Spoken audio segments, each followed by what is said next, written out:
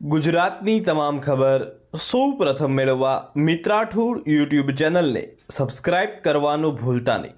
દર્શક મિત્રો, જયરાજ આતાને તો તમે ઓળખતા જ હશો, જો નથી ઓળખતા તો કહી દઉં, માયાભાઈ આહિરના નાના દીકરા એટલે જયરાજ આતા આહિર।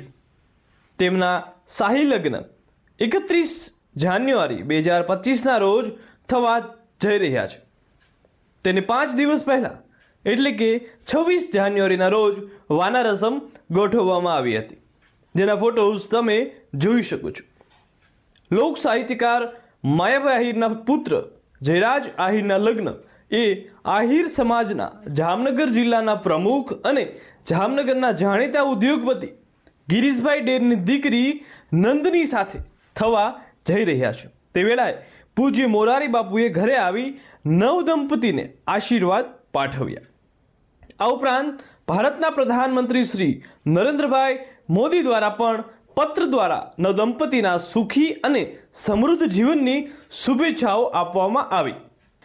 વાત કરીએ જયરાજ આતાની તો તેઓ ભાજપના તળાજા તાલુકાના યુવા પ્રમુખ છે અને સામાજિક કાર્ય કરતા રહેતા હોય છે। કોરોના કાળ દરમિયાન તેઓએ ઘણા સામાજિક કાર્યો કર્યા હતા।